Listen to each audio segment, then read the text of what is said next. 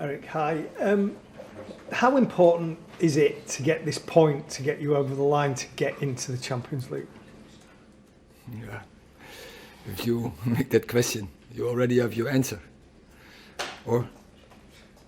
But in terms of the kind of the targets that you set yourself at the start of the season and what that achievement would be. It's clear. We want to win every game. That is what we do all season. So tomorrow we want to do the same. We want to win the game and play dominant football and get the job done. In terms of your squad, and you won't tell us what you're doing for next season, people made a connection between Anthony Martial and the fact that the striking position is not sorted at Manchester United. It doesn't seem to have worked this season. Also his reaction to going off, the lack of goals, the lack of fitness, and feel that he is someone that you probably might look to get rid of in the summer. Is that a fair assessment? No. If you are not available, you can't score. And when he was available, we play better, and this team is winning games. He's also scoring goals then. But he has to be available. Damien. Just a point needed for Champions League qualification.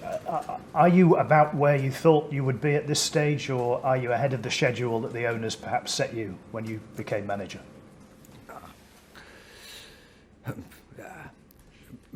First we have to win the game tomorrow, and so get the job done, and then it's about the judgment from others, if it's a good performance or a bad performance or a normal performance.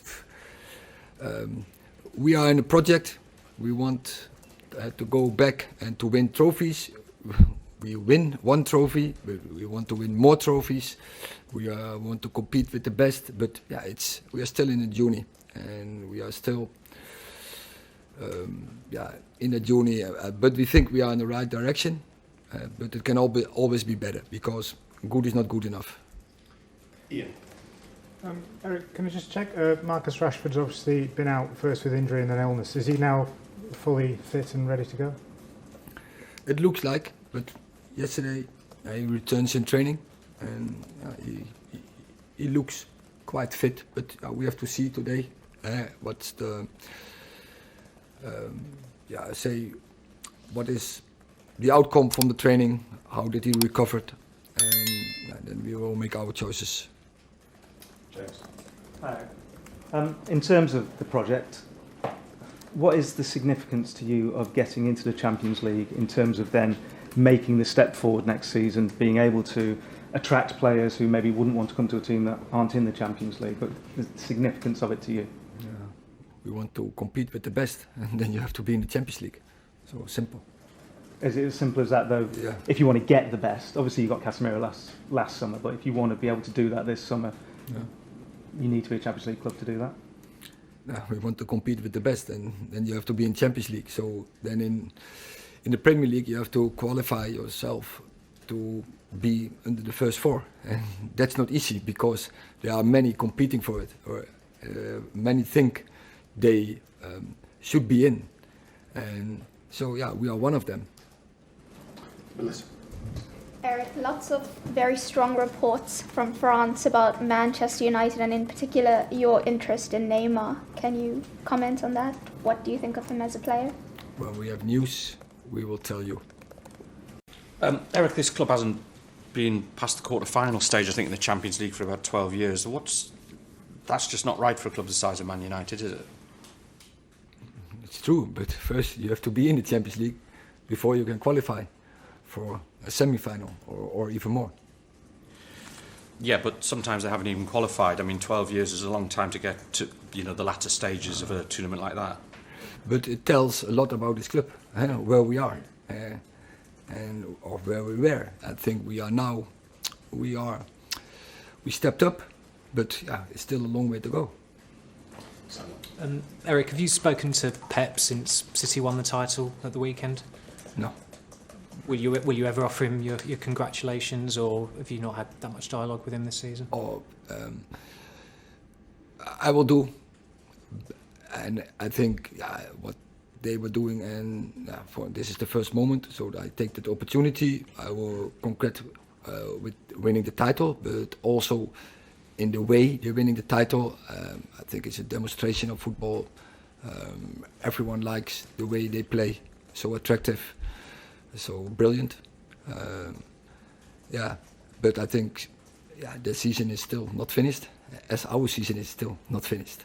But with their title win, these charges hanging over them, do you think that it is a tainted title for Manchester City? A what? A tainted title, that it's because of the charges against them, that it might not be seen as legitimate by a lot of people? Oh, that's not about me to make a judgment, and it's in investigation. So let them do their work, and we will find out. But it's not about me in this moment or in any moment to discuss that or to make a judgment. Erik, you talk about the journey that United are on. Where Chelsea are in the table, does that show you how difficult it is to get the processes right after a takeover when there's new, and get everything right at a club? Oh, absolutely, yeah. And it's in this moment, it's like say a centralization of good players, of the best managers, also about the money. It's all here in the UK. Yeah, and that makes a great competition, but a tough and a hard competition, and you have to do the right things, and you can have money, but you have to do it and spend it in a smart way, and also you need a strategy behind, because otherwise money doesn't work. Do you feel what you've seen here in 1 year, do you feel that your club have been doing the right processes to go forward, regardless of who the owners are? Well, I think we are in a good direction, but also I think we also can learn from this season, and we have to evaluate it after the season and make the right conclusions and for the future, and that's what we will definitely do after the season. I think lots of people probably thought that Chelsea would have been challenging for the top 4 spots this season, given the season that they've had after their own takeover last summer. Do you have any concerns at all? Because this club is going through something similar, that new owners coming in doesn't necessarily mean a step forward. It can mean what's happened to Chelsea, that they seem to have gone backwards from the outside.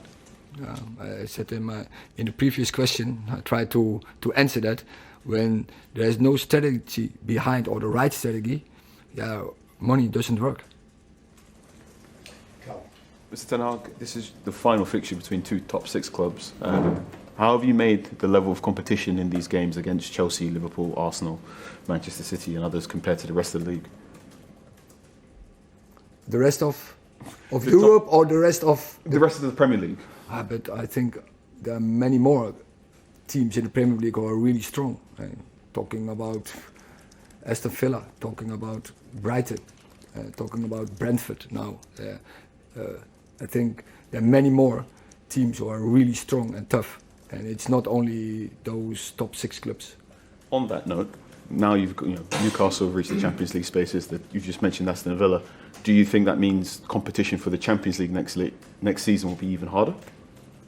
It could be, but then there's a summer in between. So in the summer there can happen a lot of things. So in this moment we know. I think the balance in the league. But over the summer, things can change. Last question, Gideon. Erik, when you're looking at recruitment for the summer, do you want players who want to join you in your United project, or do you want players who want to play Champions League? What's the distinction between the two? I want to have players with the right characters, personalities, who are outstanding, who can contribute on the highest levels. That is what we want, and that is what we have to work for. But in this moment, so focus tomorrow, Chelsea. That's important, and the rest is not so important in this moment.